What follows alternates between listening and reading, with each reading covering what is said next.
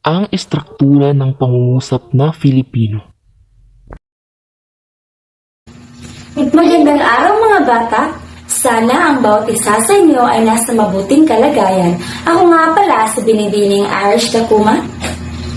At ako nga pala si Binibining Aileen Cantos. Halina sa isang masayang pag-aaral kasama sina Binibining Jess Maydatan, Binibining Cathy Joy Canoy, Binibining Eileen Katakutan, Binibining Crystal Coro, Binibining Aileen Cantos at Ginoong Raymond Canilio.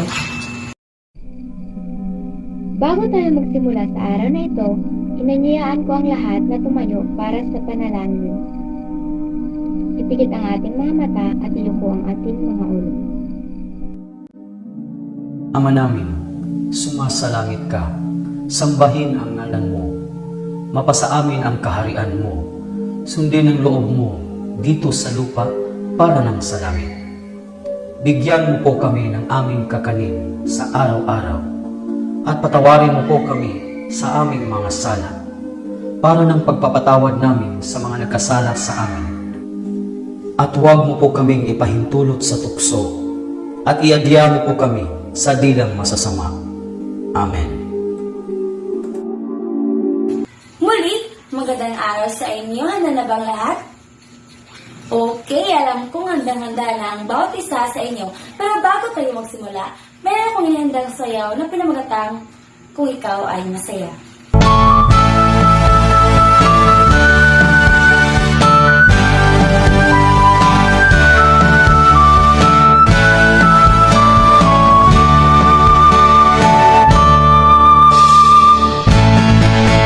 Kung ikaw ay masaya, tumawa ka. Kung ikaw ay masaya, tumawa ka. Kung ikaw ay masaya, buhay mo ay sisigla. Kung ikaw ay masaya, tumawa ka. Ikaw ay masaya, pumalakpak. Kung ikaw ay masaya, pumalakpak. Kung ikaw ay masaya, buhay mo ay sisigla. Kung ikaw ay masaya, pumalakpak. Kung ikaw ay masaya, pumadyak ka. Kung ikaw ay masaya, pumadyak ka. Kung ikaw ay masaya, buhay mo ay sisigla. Kung ikaw ay masaya, pumadyak ka. Kung ikaw ay masaya, gawin lahat. Kung ikaw ay masaya, gawin lahat. Kung ikaw ay masaya, buhay mo ay sisigla. Kung ikaw ay masaya, gawin lahat.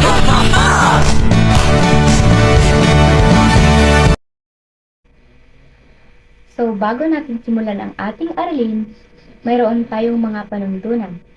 Una, pumasok sa tamang oras. Pangalawa, makinig ng mabuti sa nagsasalita. Pangatlo, huwag makigawa ng ingay habang nasa klase. Pang-apat, itaas ang kamay kapag may sasagot o itatanong. Ano nga ba ang estruktura ng pangungusap na Filipino? Ito ay ang pangungusap na isang sambit lang na may pagtapos na himig sa dulo. Nabibilang narito ang ponolohiya, morpolohiya, syntaxis, semantika, at iba pa. May ipapakita muna akong isang larawan sa inyo. Maaari niyo bang tukuyin kung ano ito?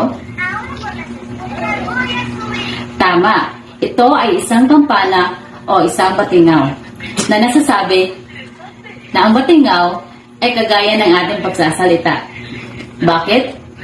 Dahil may tatlong salit ito. At ito ay ang mga enerhiya, resonador at artikulador. Ang enerhiya ay ang pinanggagalingan ng lakas. Kumbaga, ito ang sound waves na ating naririnig sa tuwing tayo ay kinakausap o kapag may kausap na iba. Ang resonador naman ay ang pumapalag na bagay.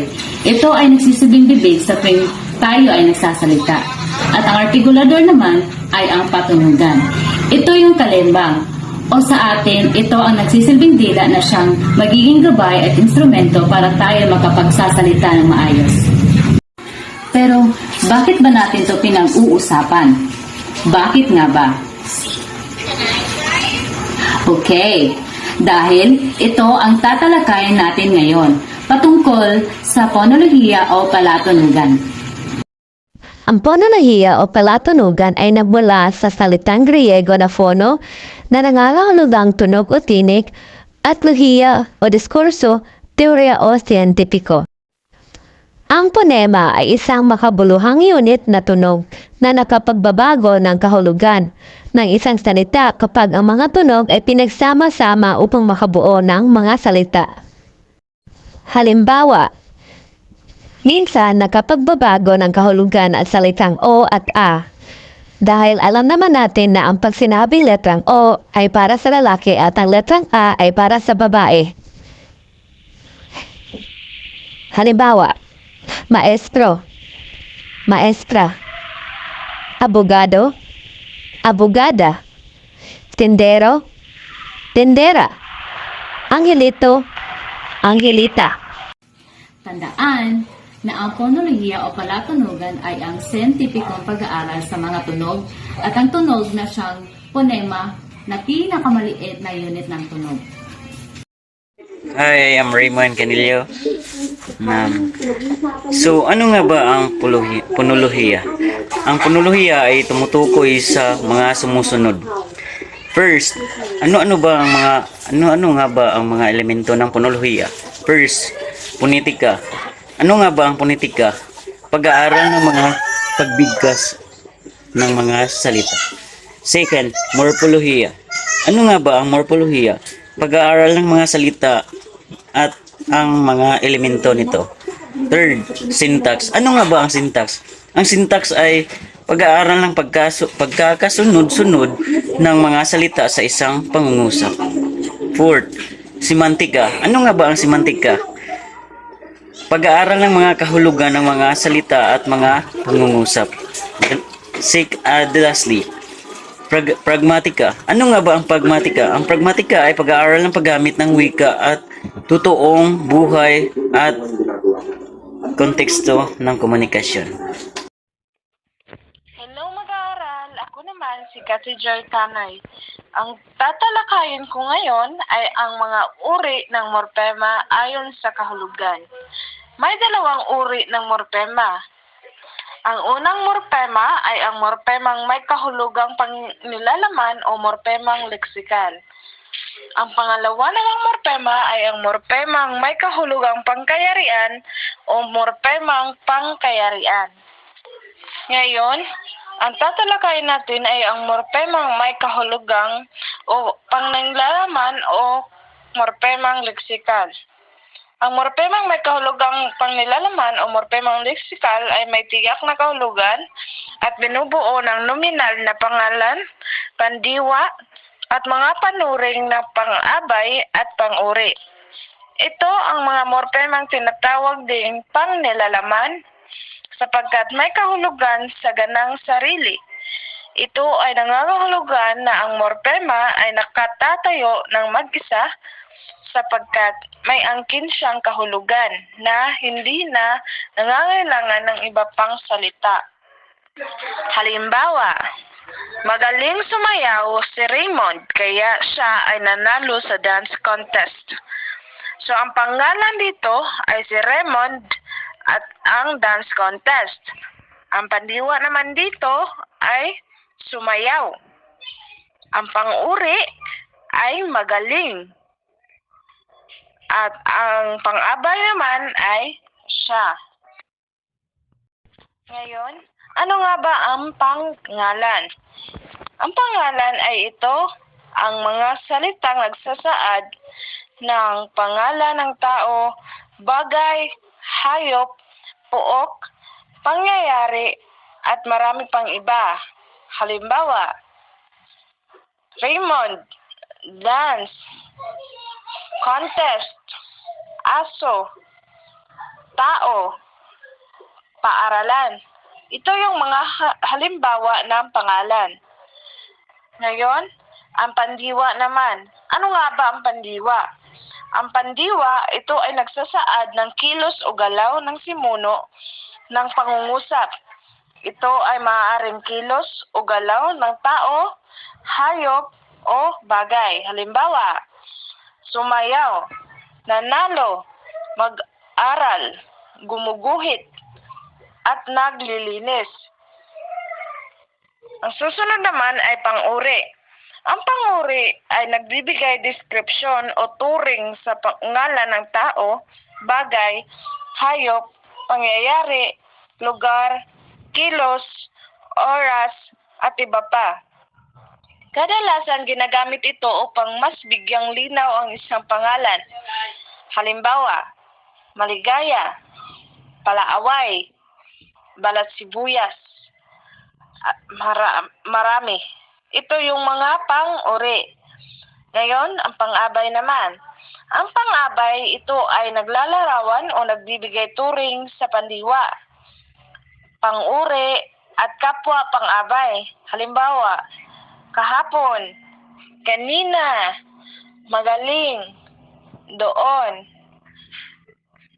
So ito yung mga morpemang may kahulugang pangnilalaman o morpemang leksikal. Ito yung mga bumubuo sa mga salita nito. So ang pangalawa ay morpemang may kahulugang pangkayarian o morpemang pangkayarian. Ito'y walang kahulugang taglay hanggat hindi na isasama sa iba pang morpema. Binubuo ng mga pananda at mga pag-ugnay. Ito ang mga salitang nangangailangan ng iba pang mga salita upang mabuo ang kanilang gamit sa pangungusap. So halimbawa nito ay magaling sumayaw si Raymond, kaya siya ay nanalo sa dance contest. So ang si ay ang pananda, ang kaya naman ay pangatnig, at ang ay pananda pa rin, at sa ay ang pangukol.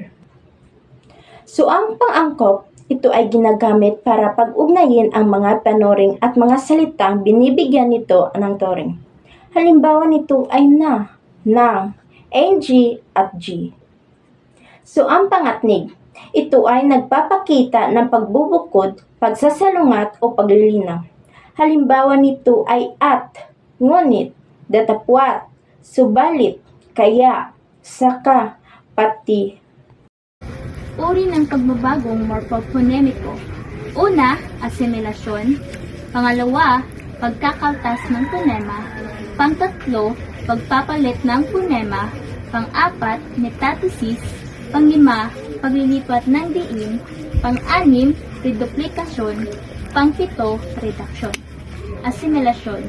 Ito ay tumutukoy sa pagbabagong naganap sa salita dahilan sa impluwensya ng punemang kasunod nito.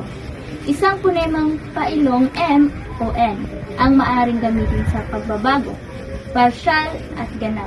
Allomorph na morpema. Pwedeng magbago ang anyo ng isang morpema dahil sa impluwensya ng kapaligiran at ito'y tinatawag na allomorph.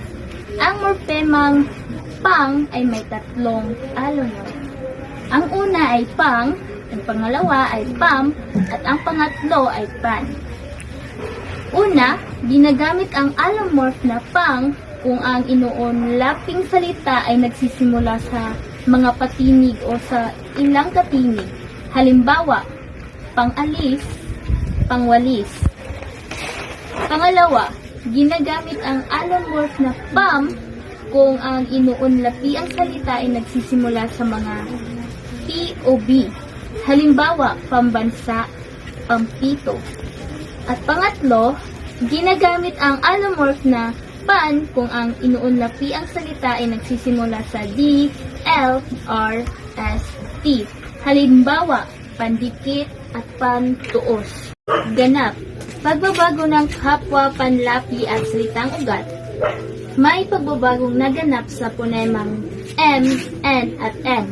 Kapag nawawala ang punemang at napapasama sa kasunod, kasama rito ang pagkakawala ng unang titik ng salitang ugat para mas madulas ang pagdikas.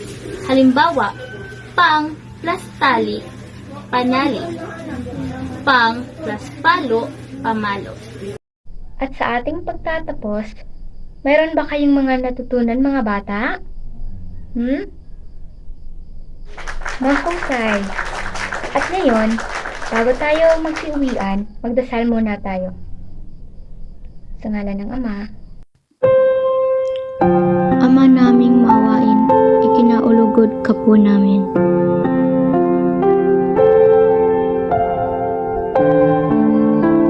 Ikaw ay mapagmahal at mapagkalinga. Sa ilalim ng iyong kamay kami ay iyong inaalagaan.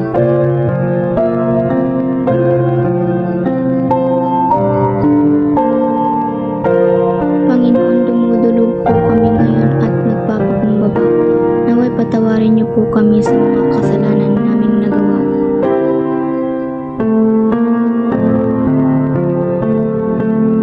Buong puso ko na